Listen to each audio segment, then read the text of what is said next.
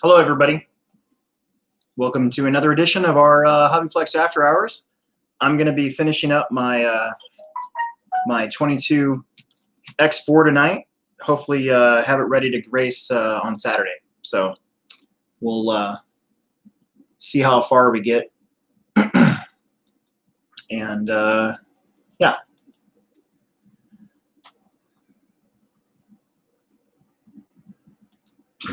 Get my TV on the right thing here.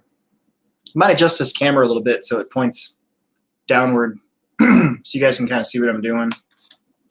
Give me a second here.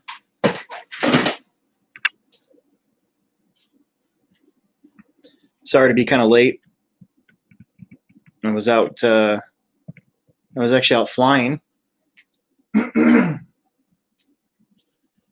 Had a surprise day off today, and ended up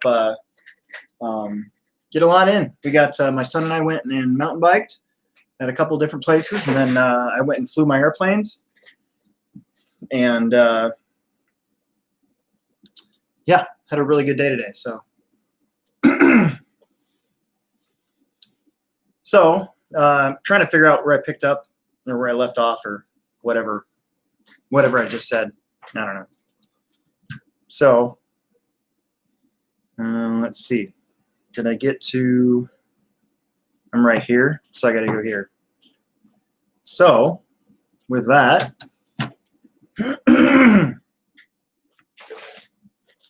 bag I.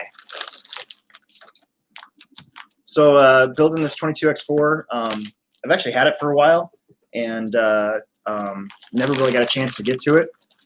And then I kind of decided I wanted to maybe race four-wheel drive for our club racing. I'm not going to do it at the summer series. There's just too much going on. But for regular club racing, I think it'll be fun. Got kind of inspired when I saw Aiden Olson and Derek Wood running theirs, and then of course this weekend we saw Tom and all those guys too. So yeah, I don't know. Yeah. Will the low C clutch? I believe it does. Yes. I'm pretty certain that it does. Give me a second.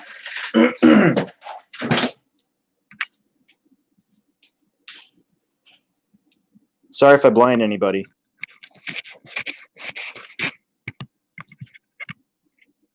Let's try that. I am so prepared tonight. Oh my god.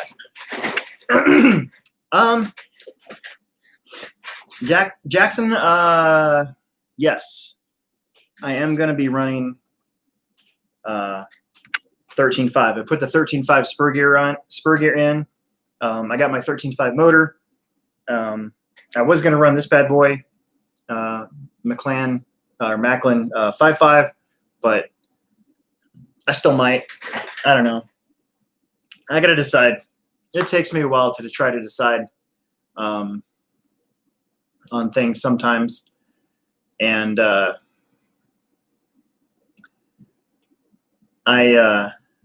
don't know. Sometimes it takes me forever to figure it out. So I'm probably going to dabble in 13.5 first, and then eventually I'll lead back up to racing mod four-wheeler. I'm going to see if Emerson will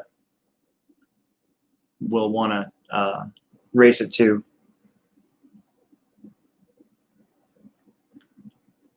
You know, back when I was on the Losi team, I actually got a chance to beta test twin hammers. I had a version that still had Losi tires and Losi markings on it because it was going to be a Losi car before it was a Vitera. I have it in a box around here somewhere. It's pretty freaking cool. The twin hammers is cool. It just doesn't really fit into any sort of like category.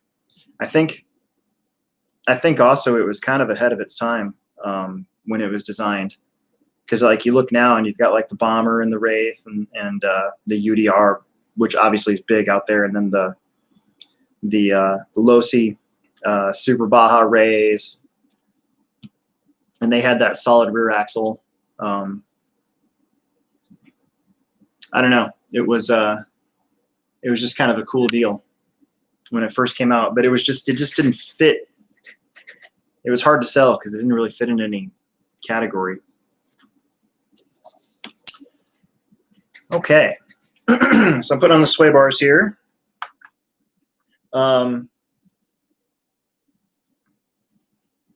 Jackson thinking about racing mod 4-wheel drive. That's pretty awesome. It's a heck of a jump. That's for sure. It's fun though. Mod 2-wheel drive will forever be the class that I like the most. There's just no getting around that part of it. I just enjoy the intensity of it. I enjoy how finicky the cars are, the changes in the track that adjust, the adjustments you got to make. Or at our track, usually the setup on my car, the track kind of comes to the car, so you almost don't have to really change much. You just wait for the track to kind of come around.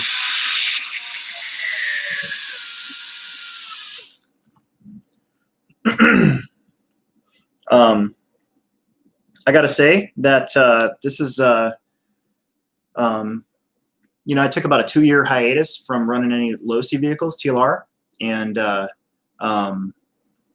2 builds, the Elite and this car, have been really good. I really liked how they have you do all the grunt work out of the way first. So like you get the turnbuckles, the shocks, the diffs, you get all that done first, and then everything else, it seems like it goes together a little bit more smoothly. So props to them. The instruction manual's been pretty good. I have my own gripes about the instruction manual. I still kind of do, because if you look at if I pulled the instructions out from like the XXX days, they would give you in the back, they would give you like tips on tuning and instructions on, building the right diff. And unfortunately, we just don't see that very often these days. And it's kind of a bummer. We got all these new people coming up, and, a lot of them have a hard time getting a handle on what they should change, when they should change it. And with as complicated as these cars are getting, it's kind of lame that you don't have that on both ends, on any instruction manual. Some are better than most. But other than that, so far this has been really good. So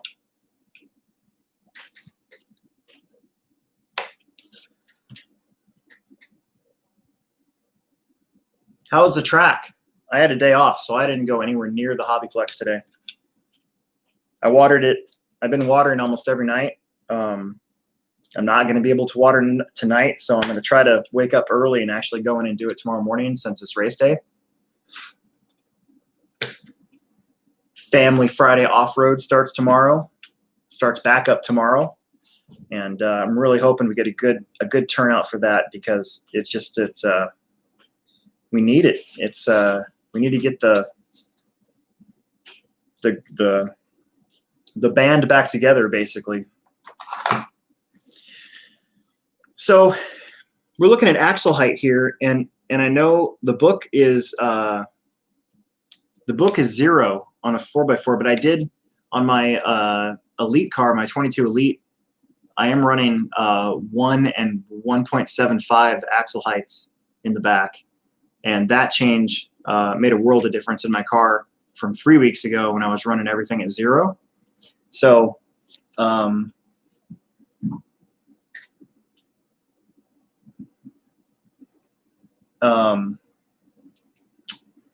probably going to look on my phone while I'm on here. So I'm going to try to find a setup and see if they're still running 0. I've been going been going to just Google, and then I type in 22x4 setups, and it takes me to the Losi site, the proper place. Because sometimes this stuff can be kind of hard to find, especially when they don't update their website as often. Let's see, 22x4 setup. Also, Petted RC is another good site for that. If you're ever looking for setups, Pettit's been really good for 2-wheel drive and 4-wheel drive 10 scale for a long time. Let's see what Tom's been running. So Tom Rindernecht, who obviously is really fast. So let's see here. Axle height, he's got 0. Okay, and no gearbox shim, obviously, if you're running 0. So we'll probably stick with that. Let's check and see what Frank Root had on the Losi site real quick here. Axle height 0. So, okay. So I'm just going to go with what the book says. And should be good. I do like how, again, the instructions on the 22x4, everything's broken down even further. So you don't just get a bag, you know, like a ABCD bag, but you also get 2 and 3 and 4. So it's pretty cool. Breaks it down even more. I like it. I like it a lot.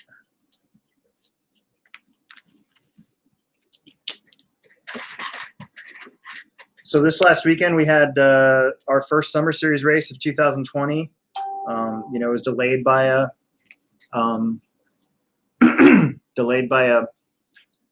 a month, but man, was it good.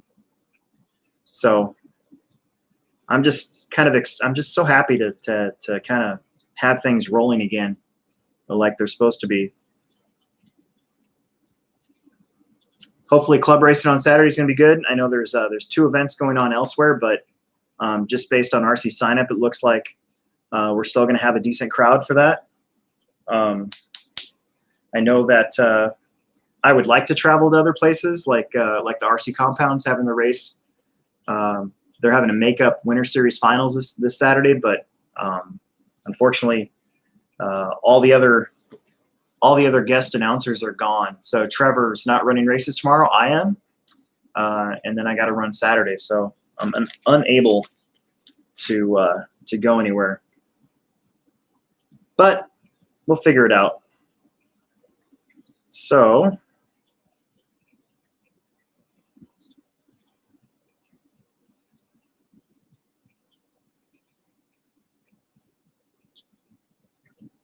we'll get that on there. Let's see. What am I doing?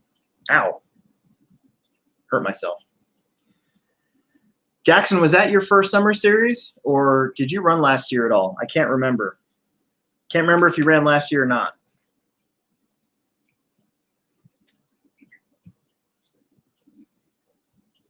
Okay.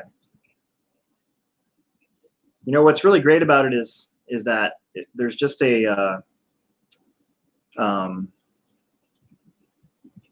level of competition that you just don't seem to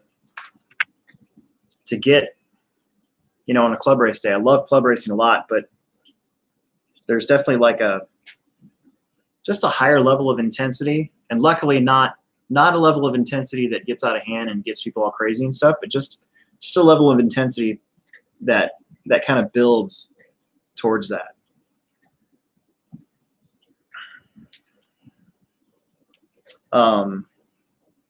No way. Daniel Explosions is Daniel Bender? I didn't know that, dude.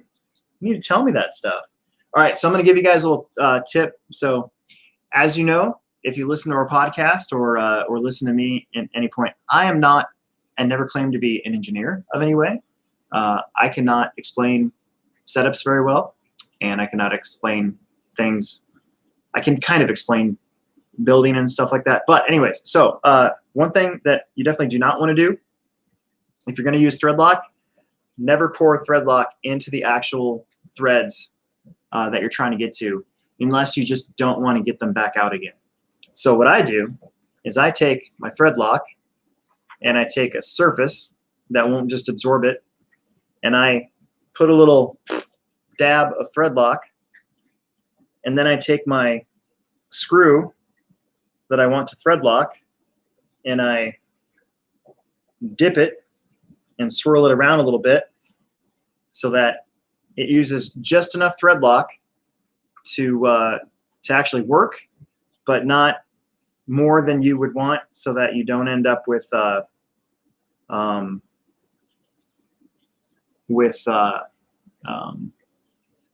locked up, you don't want to strip screws or anything like that. So with nitro cars, sometimes you kind of want to use more thread lock, but on these 10 scale vehicles, now that we got more aluminum coming onto them and stuff, you definitely want to use thread lock if you're going metal on metal, screws into metal, but I don't think that you want to just pour it in there and give yourself a headache for later on. So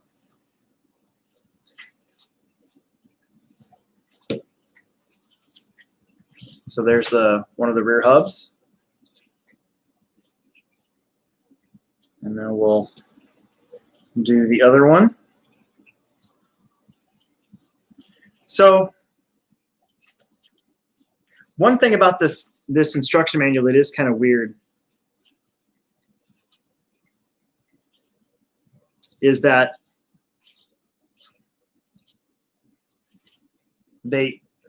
okay, I don't know if this is just me, but you can see here when they're trying to tell you when they're trying to tell you to put where to put the metal piece of the diff here. So they have, if it was me doing this, I would put the right hub on the right and the left hub on the left, so that when you look at it, it makes sense. This part of the instruction manual is weird to me because they have the right hub on the left and the left hub on the right. So I think I just put this on backwards, because now I'm looking down here where they do have it correct on how you want it to look, where they did show the hub on the left and the right hub on the right. And it's definitely, nope, good, okay, that's right, I got it right. Yeah, that's right. So still, I would put the right hub on the right and the left hub on the left, but what do I know? Anyways, I'm sure I'm going to get a phone call or an email eventually one day.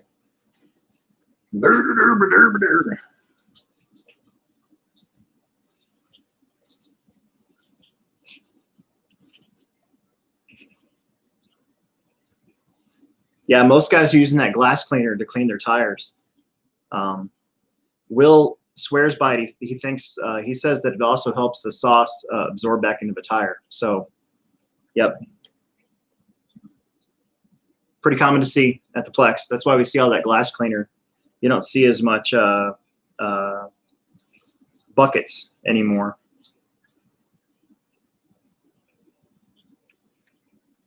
All right, so if I look at, so this is the left, and this is the right.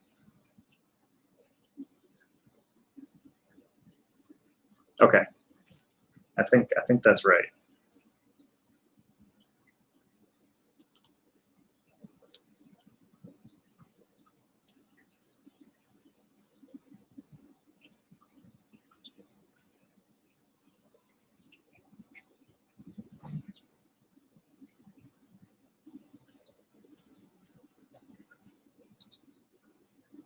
I'm being quiet because I'm trying to determine if this is being built the right way or not, based on the picture here.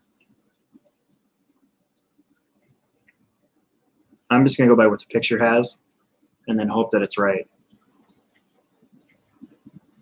Because I would think that, all right, so that's that should be like that. And then you're also supposed to spray off your screws with motor spray. As you can see, once again, I'm building a kit without any motor spray. So I know that normally you would want to spray your hardware off with motor spray to get some of the greasy stuff left behind on the manufacturing process out of there. But as usual, I'm not fully prepared when it comes to this, so I'm just going to use thread lock and hope for the best.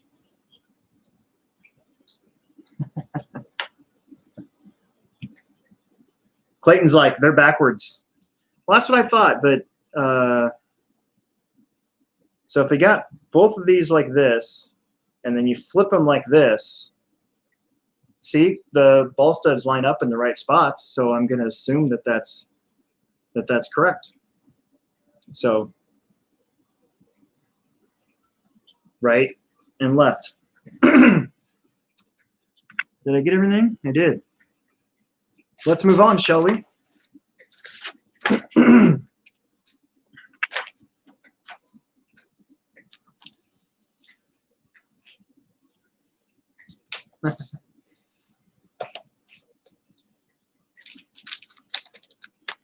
Yeah, I don't know what it is. I always forget motor spray when I'm building a car because you don't actually clean motors anymore with motor spray. So it's just something I never even think of anymore, you know.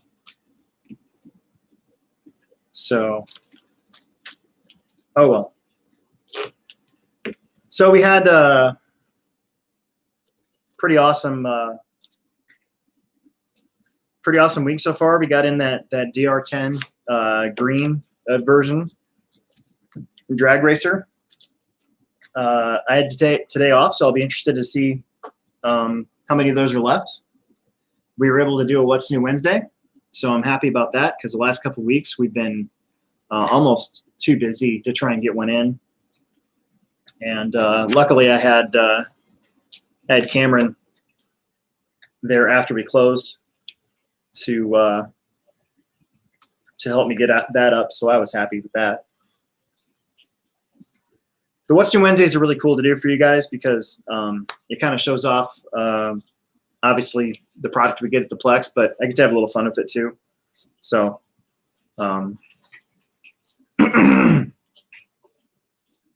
yeah, it's a good time. Okay, so we'll take our black grease and spooge a little bit. So here's your axle. What's really cool about axles these days is that you can adjust the length of your dog bone by which hole you put it in. It looks like we're putting it into the second to last hole, so not the full length. It's my understanding that if you make your dog bone longer, it generates more grip. If you make it shorter, you lose it, I think is how that works. I may be wrong, but I'm pretty sure that's right.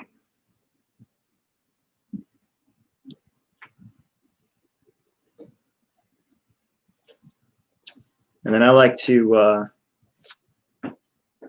use the nozzle to kind of rub,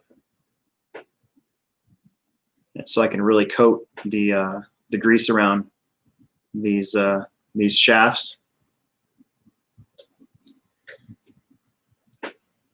Put the barrel in. Put this guy in.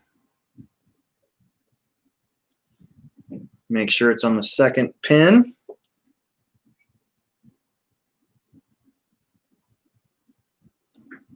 And we have ourselves a CVD, hopefully.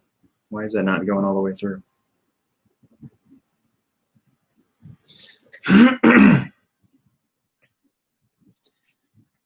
So I rode my bike today, and there's something out there that has been getting me allergies that I pick up when I ride. It's like there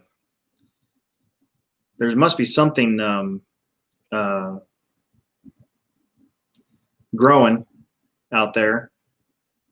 Last year, no, 2 years ago maybe, I got hit hard by a allergic reaction, and I've never been allergic to anything in my life, so it's kind of strange that that it's hit me now as I'm older, but it definitely got me. And it was at Will's place, actually. We were riding bikes in Wilderness Park in Lincoln, Nebraska, and oh no.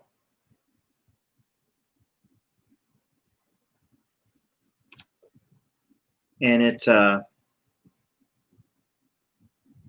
I got something in my eyes, and then I ended up getting just an intense allergic reaction. It never happened before in my life. And today I got that same thing as I did the other day too. And there are these little green things that end up all over my arms. And I think what happened when I was in Lincoln was I took my hand and I went like that and I rubbed them in my eye. And that was not good at all. So these barrels are they're a little tight. And they're not as free as the fronts that I put together. I wonder if I'm using the wrong pin. I bet you that's what it is. No?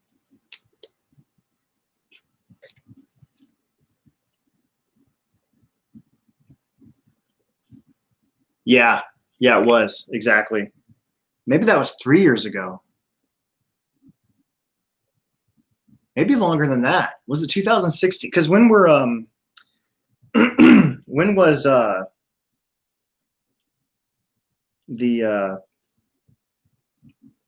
when were the spinners really popular? Was that like 2014 maybe? No, 2016. Oh, there we go. See, I was using the wrong pin. Dumb.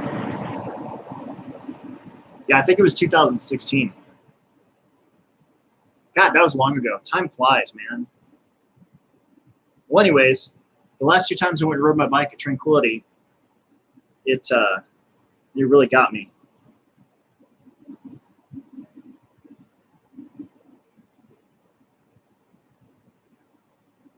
There we go. So once again,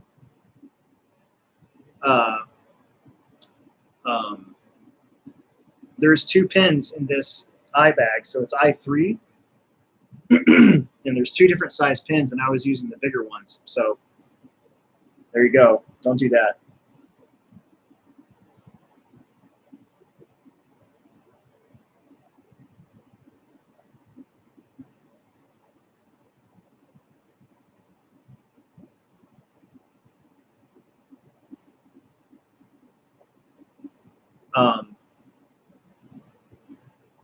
David Fast is on here. Hi, David.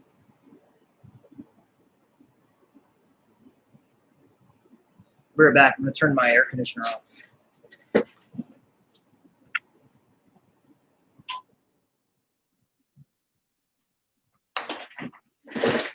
It's too loud.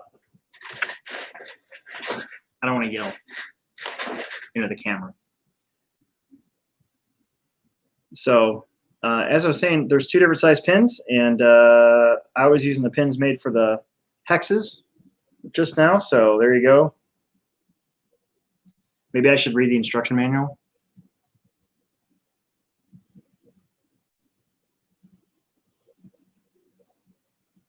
So we'll put this back in here.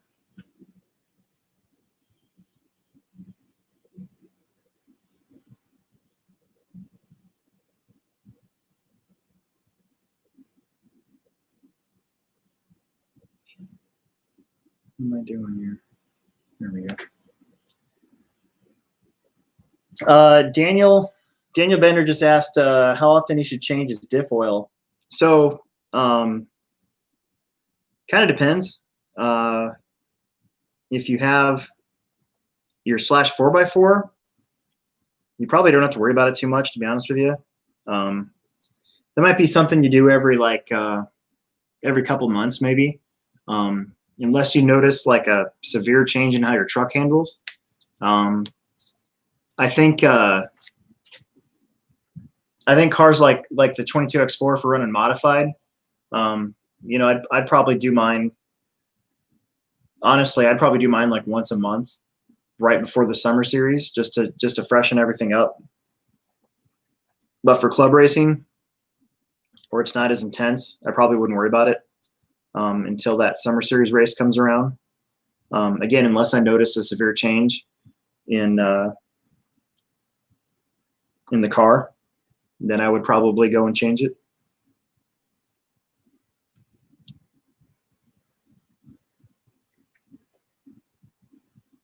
Nick Sneathen's on here. Hello, how's it going?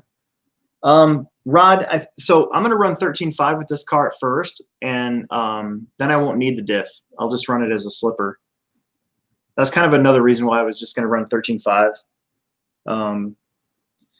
But Derek Wood did tell me that a B64 or a B74 center diff actually works in this car. So if push comes to shove and I really want one and they're not out yet, we still don't get them, I'll probably just do that and shim it to make it work. But thanks though, I appreciate it. Maybe I'll just buy it off you if you want. That way I have it. We'll figure it out.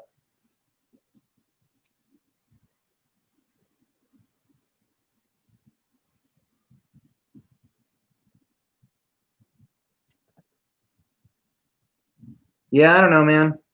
So Paxton's talking about tires again at the Plex. I have not personally had a chance to try silvers all the way around. I really like running dirt web fronts. So I will probably eventually try to get my hands on silver dirt web fronts and ellipse rears. But until that day comes, I'll probably just keep running golds because I feel like I can get them broken in the way I know how and get the foams right. That I'll get my car to handle the way that I like it to handle. But half the field was on silvers, half the field was on gold. So, you know, it's hard to say. Obviously, the really, really fast guys in the A main and mod two-wheel drive and four-wheel drive, I think they were all on. I think everybody was on silvers except for Mason Fuller. I think Mason and Caden.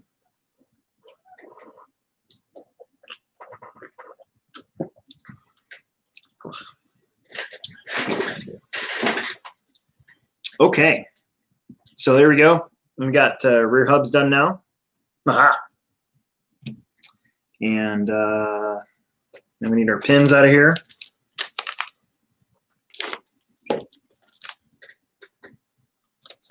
Every time I get a car, no matter how much it costs, it's like, no matter what, it's another $40 because you got to get the body done, 40 or $50 depending on what it is. So I got that clear body sitting back there waiting to hand off to Kenny. I might try to put a J Concepts one on there.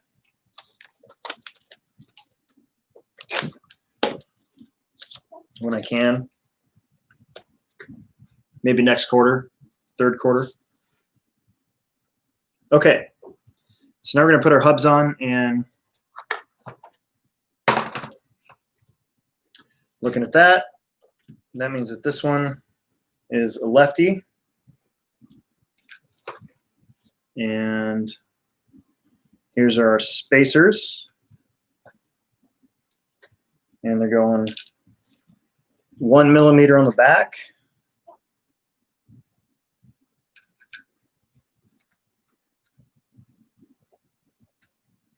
And 2 millimeter in the front. I'm excited to get this car done because also like, you know, if Emerson and I both get into the Reedy race together next year, then at least I got one 4-wheel drive ready to go, and we'll just have to figure out another one. But that's kind of always in the back of my head is what if we both get in at the same time? Then we'll definitely try to go.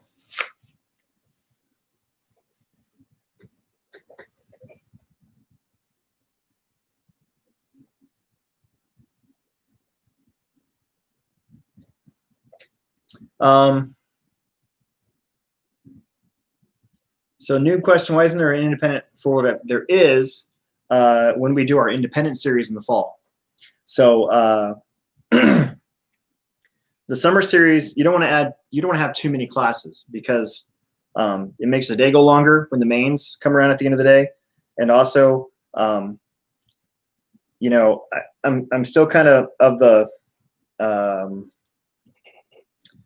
somewhat old school mentality that we shouldn't have a gazillion classes.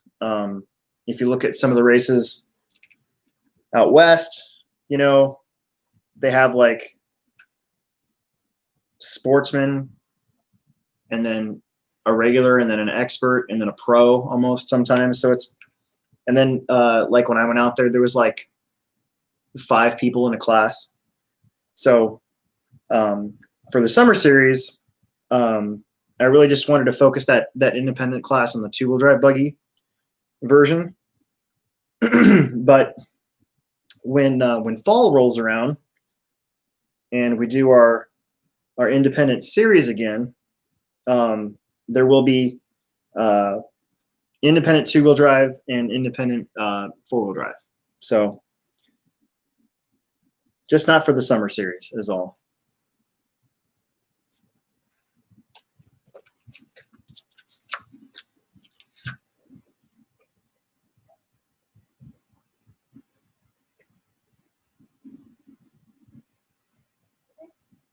Yeah, David. So funny story. So Emerson and I went to California 2 years ago now. I think it was a week after the Reedy race, 2 weeks after the Reedy race, and kind of gave him a tour. We stayed at the Surf City Inn, right down the street from OCRC, and we got a really awesome winter rate. And we went to the beach every morning in Huntington Beach, and Emerson loved it. His first time seeing the ocean, and he didn't care how cold it was. He was just like jumping in there the whole time. And then we went up to Griffith Park and we went through Hollywood. We went through West Hollywood. We went through to Venice Beach, and he jumped in the ocean there. It was like 20 degrees warmer. And then we went back, but we raced at OCRC that Wednesday, Friday, Saturday, and then we came home Monday morning. And yeah, we went to the ocean a lot, and he had a good time. So it was kind of like redemption for me that we even got to go whale watching that Thursday. We went to Newport Beach and went whale watching, which was really cheap, and nothing happened. We watched whales. Nobody fell in. Nobody lost their phones. Nobody bumped their head. Nobody fell in their ass. It was great. It was perfect.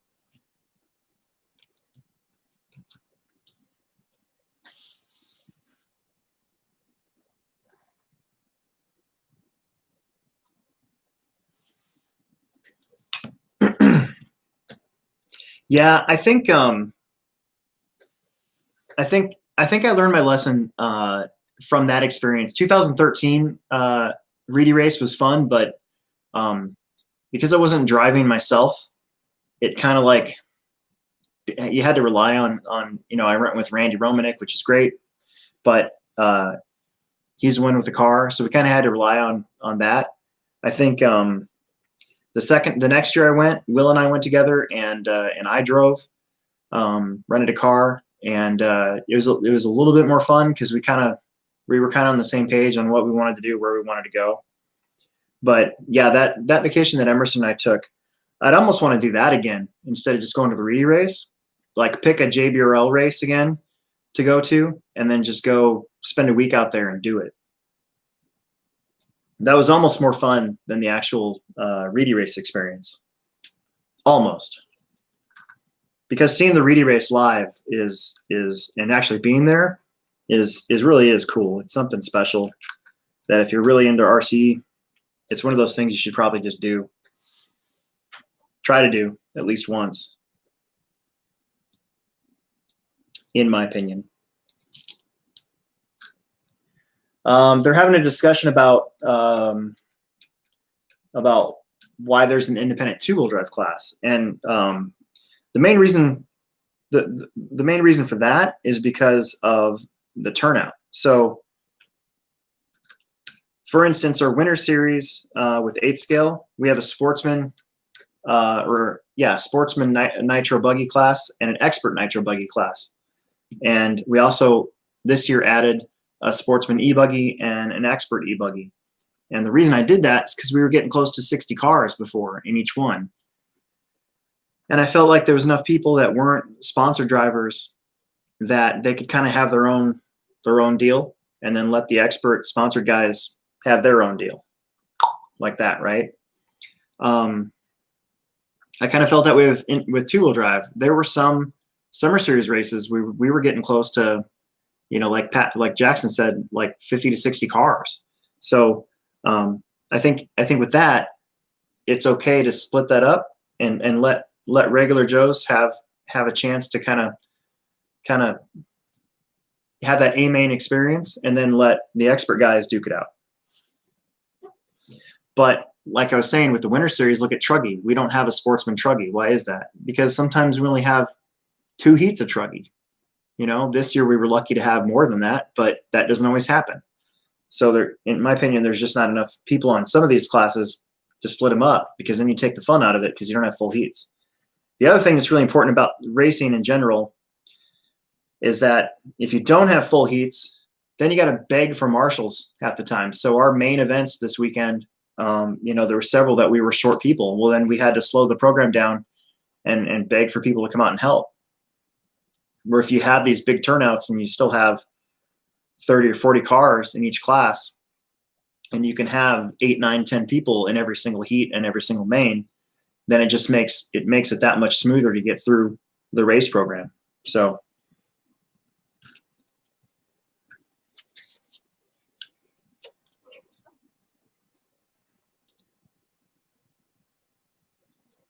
X Factory, I forgot you were running that X Factory car back then.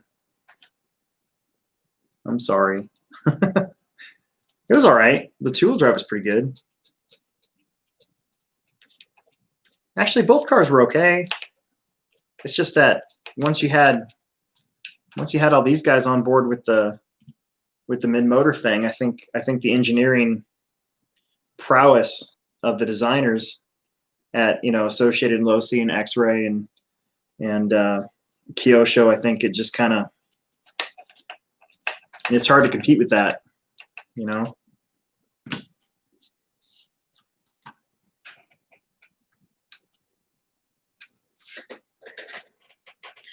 Okay, turnbuckles. Come on.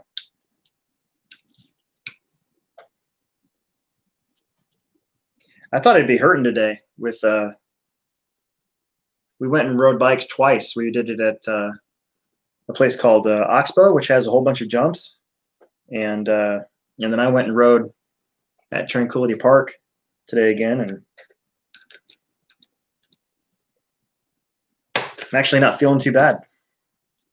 I got a chance to fly today, so I flew my E-Flight Extra, and I flew it on 4-cell, which the last time I flew it on 4-cell, I almost crashed it because I wasn't really prepared for how fast it was.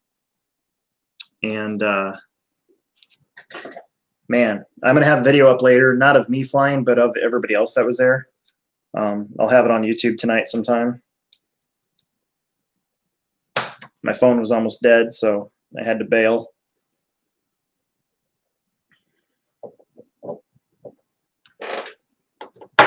There we go. No associated ball cups on this yet. I'm going to give these low-C ball cups and studs a chance.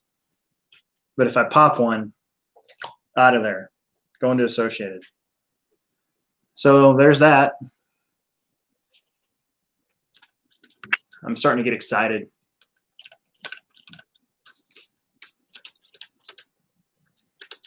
I still have my, I don't know if you guys can see it, my,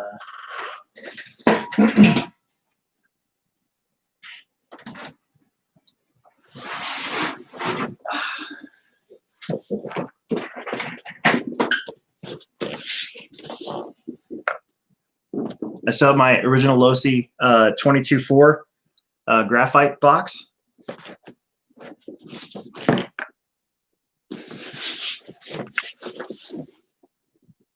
This car was awesome back in the day, especially. It was ahead of its time. And now this box holds comic books. Obviously, comic books that are not going to be worth anything because they're all out of. They're not in plastic or anything like that. And then this is funny. I have a cash check from when I lived at back at Mason Street. Let's see. Baker's. So I probably cashed money. Oh, it says movies. I wonder if I bought VHS tapes. Oh, look.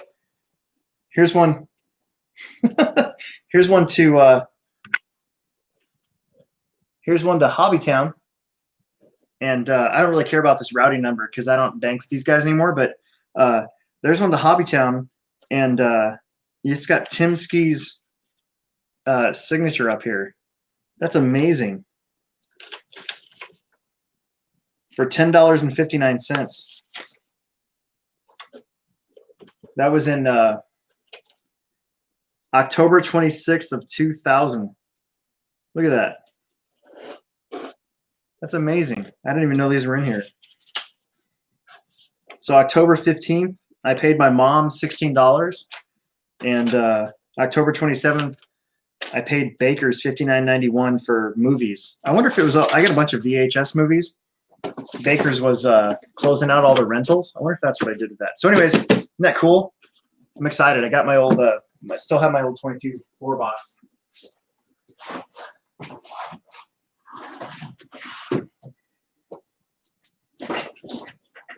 I wish I still had the actual 22.4. I think I've owned like, I probably have owned like 3 or 4 of them. And then I've had a triple X4 too, for that matter. All right, servo. Now I get to put in the electronics. So that means I get to pull out my servo box. You know, I really hope I didn't leave that at work. Oh. Wah, wah. I did leave it at work. I left the servo that I was going to run at work. That is brilliant. I know exactly where it's at. Oh well, can do it later.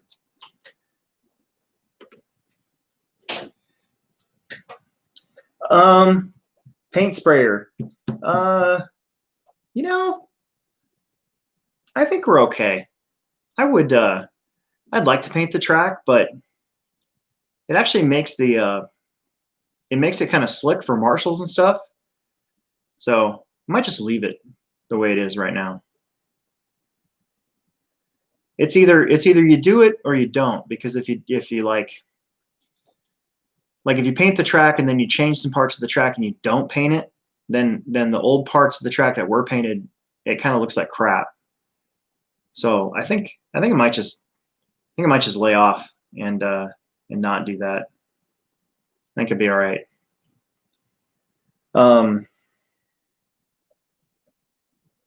The timing, I don't know. I never run stock. I have it set at 50, maxed out. So I assume that's right. I don't know. What type of shock oil do you use on a Traxxas / Ultimate 4x4? You know, for my two-wheel drive, I was running actually heavier in the back than in the front, but on a / 4x4, not the two-wheel drive, I think you'd want them. I think you'd want the heavier in the front again. So I would say that you should have a variety of shock oil from like 30 to 40. So like 30, 32, 35, 37, and 40, and play with it. Like I'd start out like 35 in the front and 32 in the back, and then drive it and see if you like it. And if you think you can get away with it, like if you're still bouncing off jumps and stuff, then you can go 40 in the front and 35 in the back and see what you think, or go lower. But that's what I would do.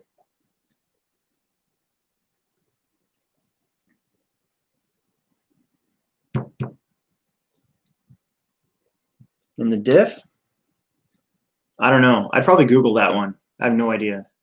I think if you're running a center diff, I think they're running pretty heavy in there. I think it's like 100 or 200,000. But I'm the wrong person to ask because I've never tried to race a / 4x4 before.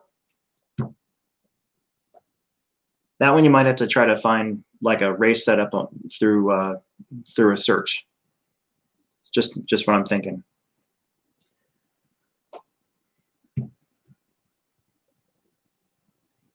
Yeah. So David, I ran the 22.4 at Winter Circle in 1997, and all of us broke front bulkheads almost immediately and couldn't finish the race day because nobody had bulkheads. And then like a month later, they came out with a white nylon bulkhead that fixed the problem of it breaking all the time, but made the front end get all crazy sloppy, which didn't seem to hurt the car at all. And then I know I went to regionals at B&L, I think it was that year, 97, and qualified really high, but kept breaking the car. And then I think in 98, I think I also did the same thing. Like I qualified really well. I think I might have ended up third in four-wheel mod at that one. Something like that. And then I think I ran four-wheel at Chile, but I don't have any real memories of doing good with it. I always remember the outdoor races with it, but I never remember any of the indoor. I don't remember any of the indoor races with that car. I know I raced a lot in Hadar with my 22.4, or my not 22.4, double X4. Yeah, dude. I know I hit some of those races, but I don't really remember. I think I ran truck more during those years. Oh well. Okay, so I forgot my servo at work. It's in a box. It's in a red box at work. So I'm just going to put this on here so I don't lose it. Yeah. I kind of wish we had social media back then, because we raced so much at North Missouri that if we had the same access to media, you know, we might have gotten some real pub back then on what we were racing. Me, Rod, Chris, Cody, Eric Larson, all those guys, Tony Leatherman, you know, Mac Vanderbeek, Brandon Wynn, that whole squad. You would show up there even on a club race night, and it would be like a regional, you know.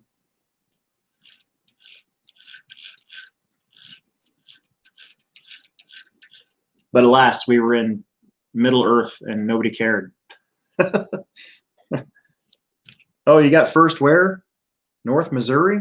Oh, good for you. What am I doing? Bag J. The final bag.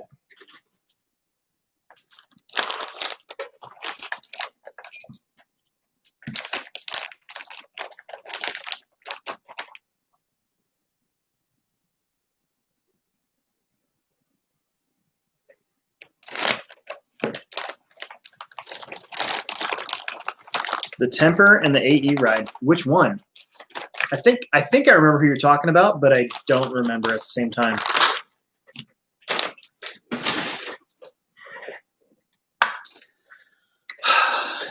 Yellow wheels. So bummed out because I don't run yellow. Emerson runs yellow. Dude, I have no idea. So David just asked about a driver from back in the day, and I honestly have no clue.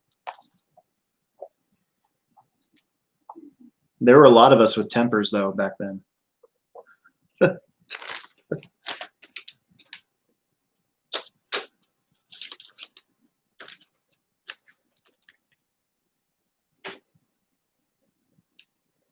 Dude, I know exactly who I know who you're, I can like see the dude's face, but I can't remember the name. And he had tattoos, right? Didn't he have like tats?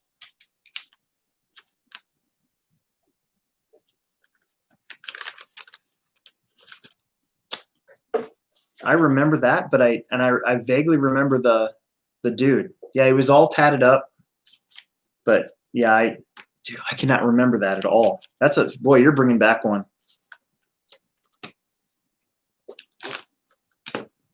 I'm gonna have to like search through old Roar books, see if I can find a name.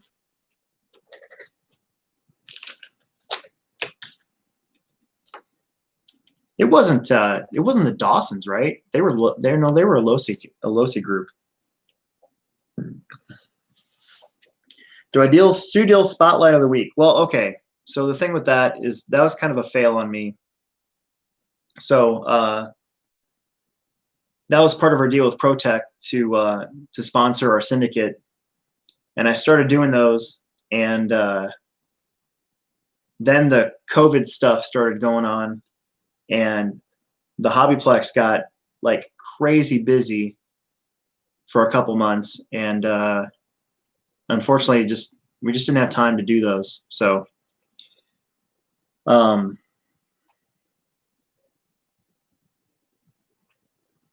yeah. So Daniel, hopefully that answers your question. No, I don't. I probably should though, but I don't.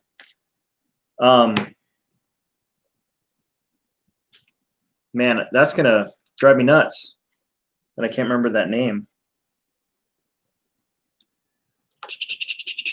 So I'm just gonna put this servo mount on without actually having the servo. I can always put it on later. I'm not too worried about it. Got to spooge out some more thread lock. And then another thing that I just want to mention when you're building a car. So I don't build cars anymore without this guy, my handheld screwdriver. But I still feel like in some instances, you should still just use a regular everyday tool because you don't want to strip anything out or break anything. So some parts are delicate, like your servo mounts, that I would not recommend using that tool unless you have maybe a ratcheting one. If you got one of those cool ratcheters, maybe that way. But mine's not, so I'm not gonna mess my thing up, my screw. So the best screwdrivers. So if you're looking for just a tool set like this, these dynamite ones are really good. I've never had a problem breaking a tip on one of these. I always keep the 1.5 handy because I feel like the tip's really strong. MIP tools are also really good, and I still use those, especially the ball ends. If you guys can see that, the ball end's really good. Cool thing about MIP is if you break one of these ever, you can mail it to them and they'll replace it. Never had a 1.5 or a 1/16 break on me from MIP. And then I think ProTech makes a pretty good tool set now too. That's what Cameron uses at work. And then I use for my handheld screwdriver drill thing. I got these MIP bits. And again, if any one of those ever breaks, I could always send it in, and they'd replace it for me. But I've never had that happen, so don't have to worry about it too much. So yeah, those sets that we sell at the store for like 23, 24 bucks, those dynamite the metric sets or the Traxxas ones. So they're like a budget tool set, right? So eventually they probably will strip on you, and that's just kind of the nature of those. We sell a lot of them, and people who get them are really, really happy because they have a good tool set. But eventually, you know, the ends will kind of strip out on you, and you want to get a better set. I'm a huge fan of tools. So when I was a kid, you know, my parents didn't really have a lot of money. So everything that I did with RC, of course, I had to choose an expensive hobby. So everything that I had to get on my own once I started working for a living, and never had a good set of tools ever. I always had to borrow tools when I was at the track. So one of the first things I started doing was just collecting, you know, nut drivers, Allen drivers, you know, screwdrivers. I've said this before on here, but the shock shaft pliers, some of the greatest tools ever. It's always good to have a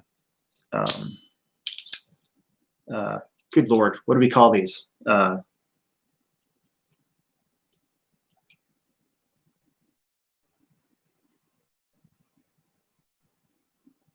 Yeah. Anyways, a set of wire cutters or dikes is always a good thing to have around. Obviously, a pair of pliers. I've got 2 different pliers, regular needle nose, and then I got my super long needle nose. This is for guys like me who have fat fingers and can't reach stuff. So I often am like getting this just to hold on to something, maybe if I need to start it twisted or whatever. A caliper is a must-have. Okay. Emerson decided to use mine as a hammer a couple years ago, and I still haven't gotten it replaced, but I still am able to read. So it's precise enough for me, right? I'd much rather have a working digital caliper, but whatever. But this is, since we're all measuring our turnbuckles and everything now, we're measuring stroke length of the shocks, all that stuff. Good set of digital calipers is a must-have. Helps to have a brush. TLR makes this really cool brush tool. Vice grips. Thank you, Jackson. Thank you. Yes. Having a nice short set of vice grips around is, in my opinion, a must-have, because you never know when you need to hold on to something. The Winter Series dates, I haven't honestly even thought about it. This year is going to be a little weird because we've got a big 10 scale race the first week of February. So it's going to have to be a 10 scale track. So I'm thinking that the Winter Series might go October, November, December, January, then March. But I got to look at stuff. I got to make sure I don't accidentally put a round on top of something happening in Minnesota. Something like that. So it's definitely game on. I already have a track layout in my head for what I want to do, but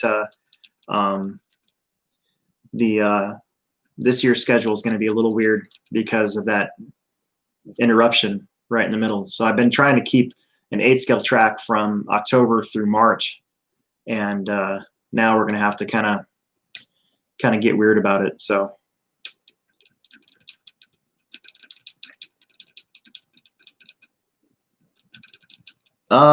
Jackson, I can't technically say yet. I don't think. I sort of let the cat out of the bag at the last summer series. If you weren't paying attention to me over the microphone, that's your fault. But I'm not going to say so here just yet because I officially haven't been given permission to say what race it is.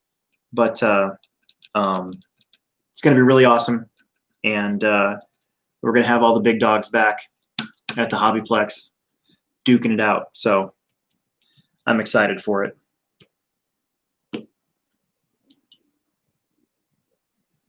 Yeah. So I bought Kendall Welch's AE buggy in December with the expectation that Emerson and I were eventually going to go to a big nitro race, and it was for me to race, so I had something to do.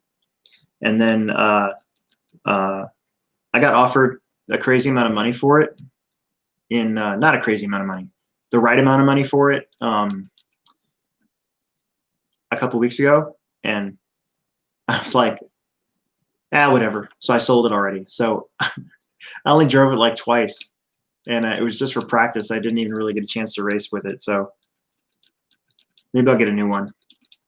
I'm kind of a Mugen guy, 8 scale though.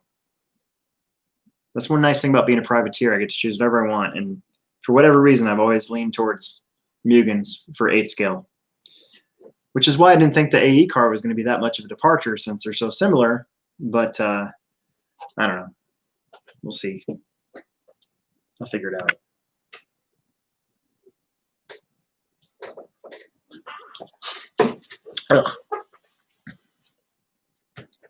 Okay, where was I? Let's put these in here so I don't lose them. And oh,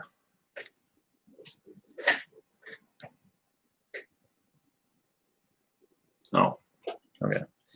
You know what's cool about this is you can. Oh, I see. All right. I'm just going to put this back in there so it doesn't do that. And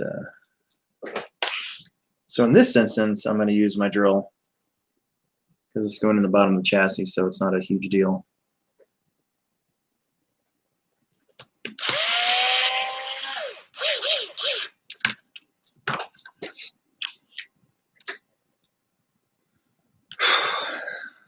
I'm hoping tomorrow Family Friday Off-Road ends up being pretty good. I feel like there's more than enough people that have missed coming out on Fridays that they're going to be excited to be back. So I think it's going to be good. And I'm running the races, so you know everything's going to start on time.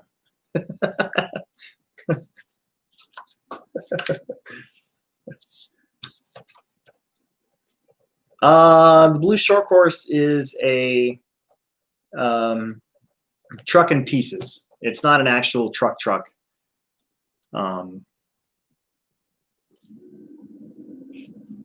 So when we were doing these demos and stuff for the bike, we sponsored the Psychopath bike racing like a year and a half ago, and I got a whole bunch of cars together that from pieces and parts that we had lying around, and a couple demos that were given to us. And that's one of them that was left. It's like half a truck. I basically just used it for parts. So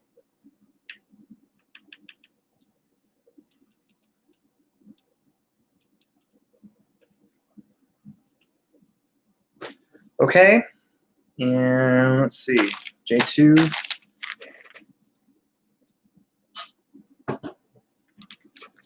Daniel Bender had a pretty good summer series, man. He finished 4th, and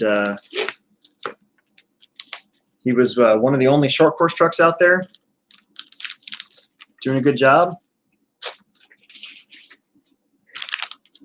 Had lots of power.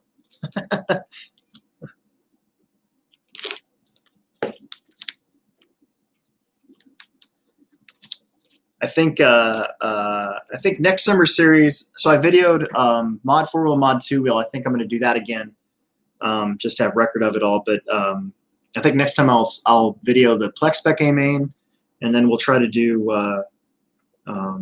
like expert A main. I did independent this time. I think next time I'll do expert. So, but we'll try to get Plex spec though, because I love Plexers, man. They more often than not put on some of the better races. Every one of those guys wants to win.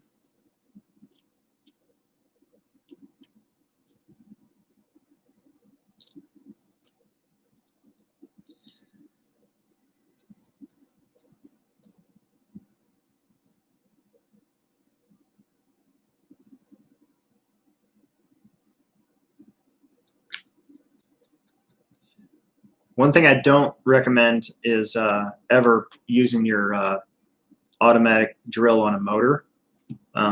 Seems like the motors are a little bit soft, so it's really easy to strip a hole. And then if you strip a motor hole, a lot of times you're up a creek. You know, you need a new motor case. So I usually hand tighten my motor so I can really feel it.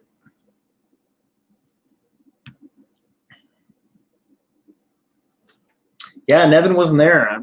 Yeah, that would have been another buggy in the A main, I'm sure.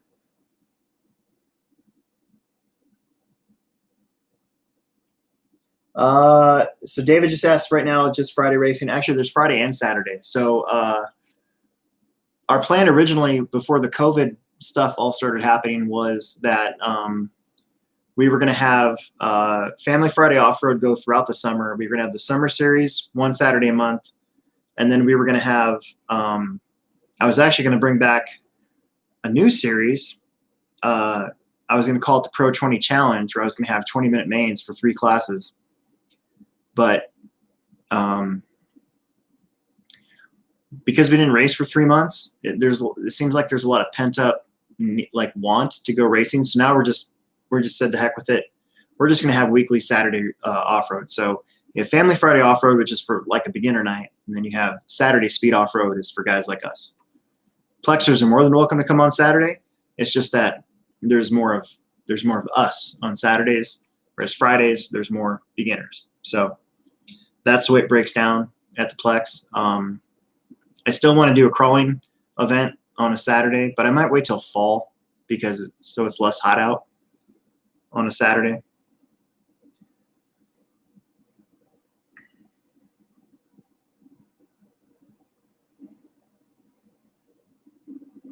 I know, and it's crazy because we were running 20-minute mains in 2008, right? And now you can get shorty packs that are 6,100 milliamp hours. It should be relatively easy to run a 20-minute main. I was going to have it be buggy, truck, and short course, because 13.5 wheeler, I mean, maybe we could make him go for 20 minutes. I don't know, but my plan was to have buggy, truck, and short course. But I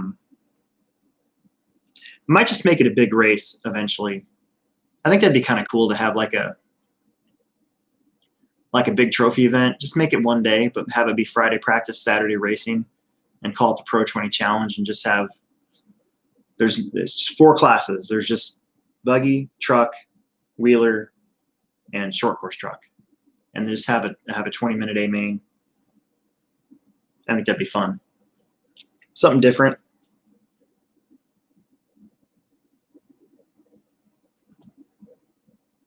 Well, and that's part of it too. You'd have to use some strategery. You can't just, for 20 minutes, you couldn't just gear your motor to the moon, A, because you might not make runtime, but B, because you might cook your motor. So that was always the challenge back then, was you would qualify like a regular qualifier, but then in the main, maybe you turn down your EPA on your radio, to 90% or 85% just to slow your truck down. Or maybe you do gear it down a couple teeth for the main, It's just however you wanted to try to do it.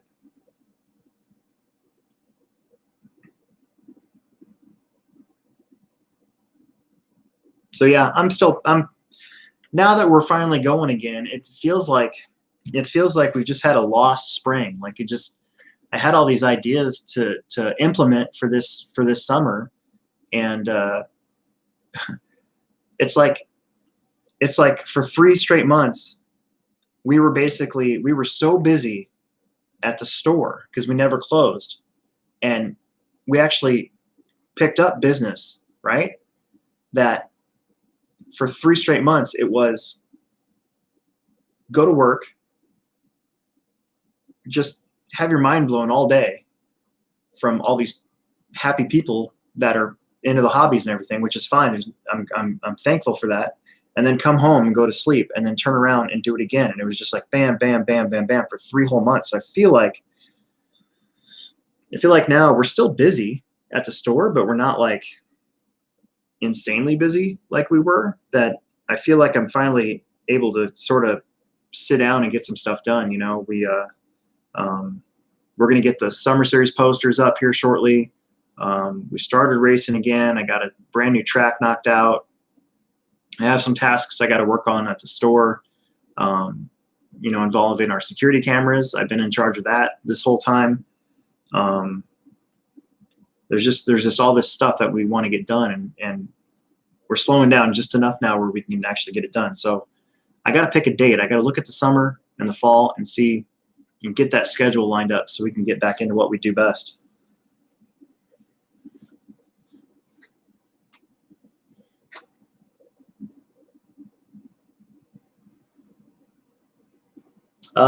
Daniel, so if you have a 2-wheel drive short course truck, you can. There is no 4x4 short course truck class for the summer series other than Plex Spec. And Plex Spec, I don't care what you run. I just want you to show up and have fun.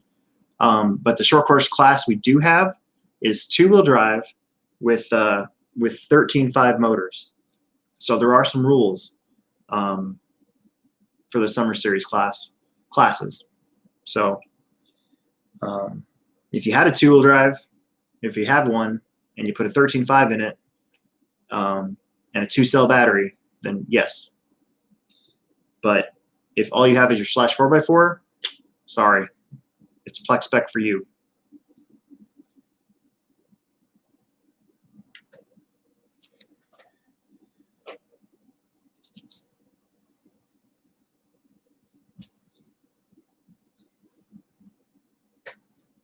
Aiden Olson's on here. So I can't believe I didn't have to work today. If I hadn't looked at the schedule yesterday, I would have came in at 10 today. But I looked at it last night. Tim had said something, and I'm like, wait, do I not work tomorrow? And I looked, and I'm like, I don't work tomorrow. So then I started thinking about all the cool stuff I could do today, and I got it all in. So mountain biking, airplane flying, 22X4 building. I'm getting it all done today. It's perfect.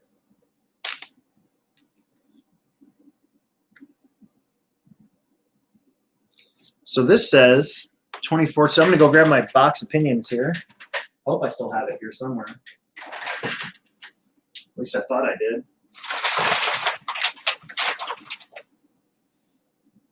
Maybe not.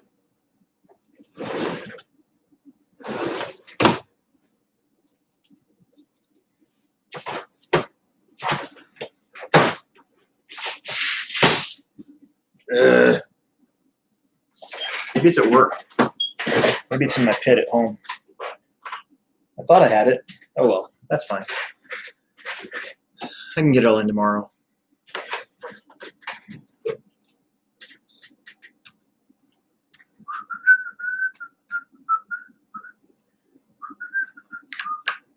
Look at that baby slide right in there. And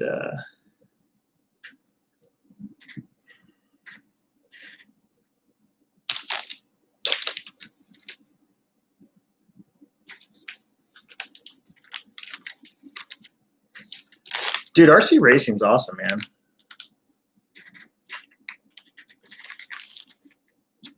I got made fun of in high school too for some of my peers were like, why do you spend so much money on it? That's stupid.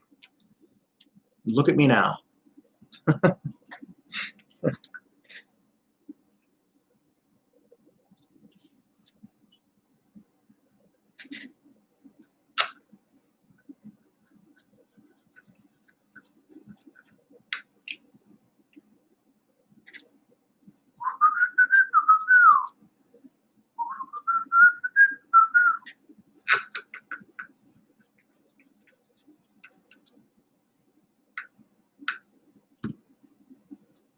Okay, there's that.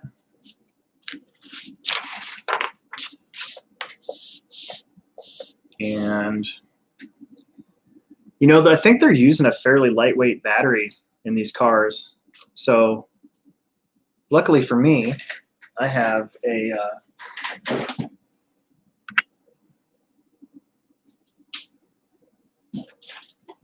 or at least I thought I had.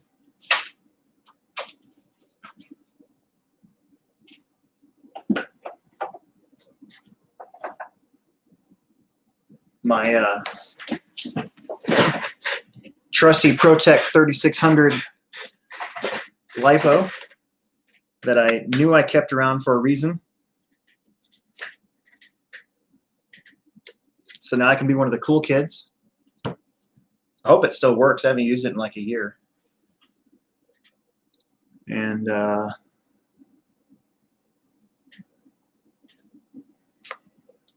1-dot, 2-dot spacer to match battery length.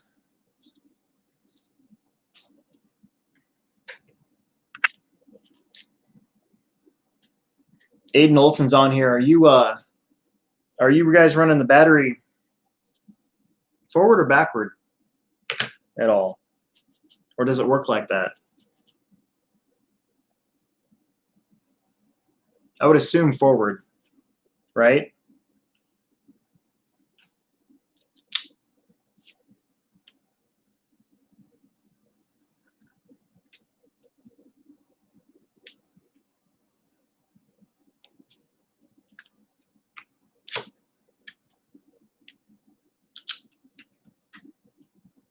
Answer me.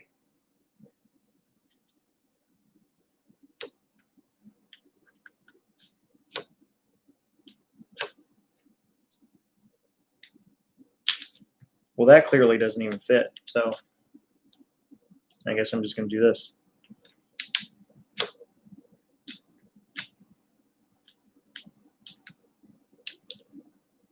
One dot and 1-dot.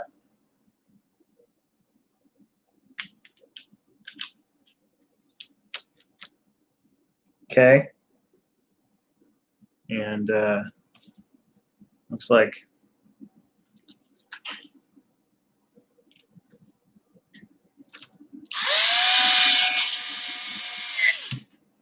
there's one.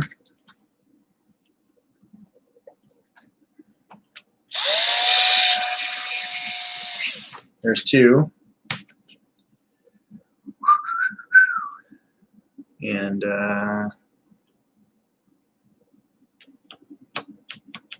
it still moves around with this battery, but whatever. I'm sure it'll be fine.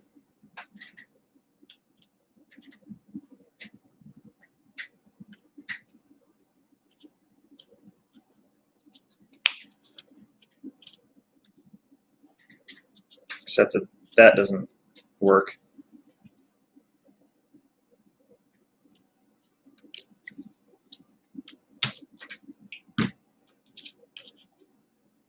Definitely need to put this on the outside, like the instruction manual says. Durr. Okay, battery's in there for now. And let's see.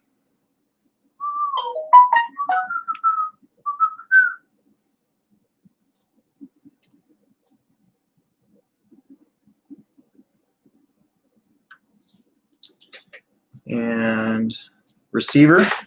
Hopefully I have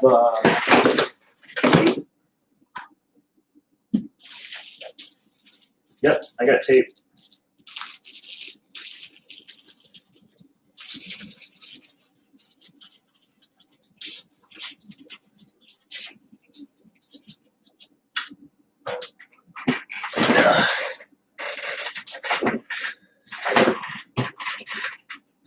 Got my trusty Sanwa 482 here.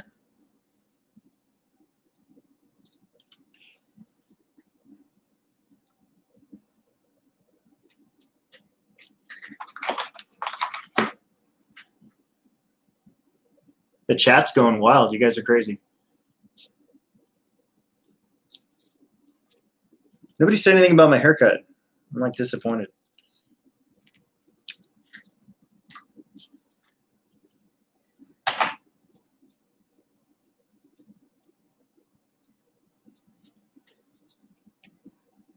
the extra spacers, which I assume are in that extra baggie of stuff. Ah, look at that. Thanks, Aiden.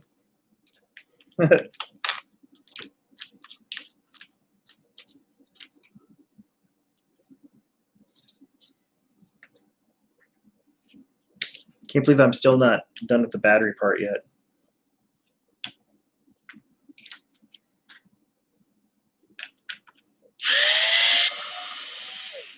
Two dot front?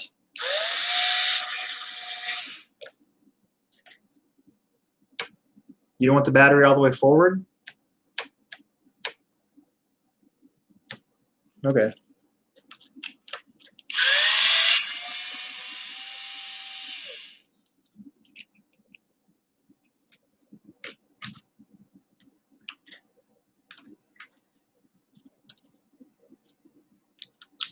Ah, look at how tight that is now.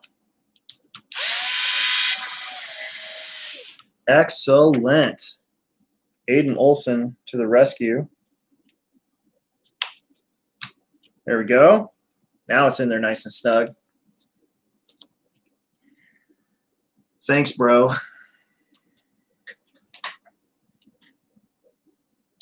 Where are we putting this receiver at? Okay.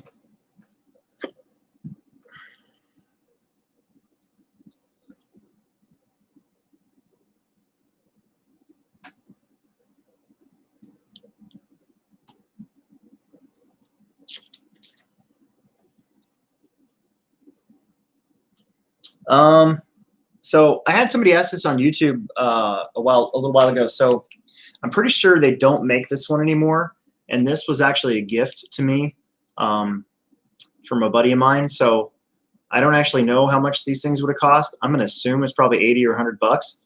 I'm pretty sure I found on Amazon the gyroscopic handheld drill from like, oh geez, it's yellow, whatever. But I'm pretty sure Amazon had it for like 90 bucks. But yeah, the drill, the gyroscopic drills are great because basically instead of holding a button down, you just kind of turn it a little bit. And if you want to go faster, you turn it more. It's really cool.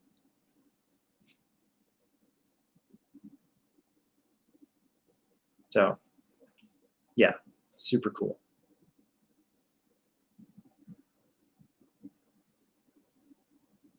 I'm going to put that guy right there, even though I don't have a servo in there. I'm going to assume that's where it's going to go. According to the instruction manual, that's where it goes. Now, Hitachi. Yes, Hitachi. There you go. With that, I think that's about as far as I can get tonight because I don't have a speed controller. Gonna have to buy one. I've been ditching out all of my old Orion speed controllers for Hobby Wing, and I'm gonna have to buy another Hobby Wing ESC here for this car. So tomorrow I'll take this car to work with me, and in between working and racing, I'll try to put the servo in and buy a speed controller and get it set up for Saturday. If not, then it'll be good for next Saturday. Either way. Good looking car. It's kind of a late to the party for the the online builds and the that sort of thing, but you kind of got the feeling, at least I did when I was on the TLR team, a couple years ago, that it was getting kind of surpassed in four-wheel drive. I felt like the 22.4 needed so much work. Guys were drilling the chassis and like putting spacers in it and pieces of carbon in it to keep it from flexing and tweaking on you and all this other stuff. And then had the belt system, which was cool, but at the same time, like, you could just kind of feel it starting to slip away a little bit. And you kind of knew this was coming, this car, and now that it's out and you get to see it in person with people like Tom and Mason and Charlie driving it and Aiden, you just kind of know that they really put a lot of work into it to make it as good as it is. So I don't know, it's pretty rad. It's exciting.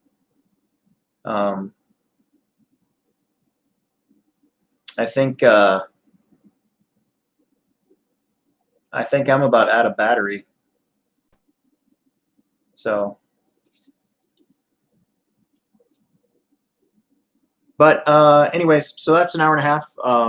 We got pretty far, and I'm excited to get this completed tomorrow. So that's it for tonight. I'm going to sign off and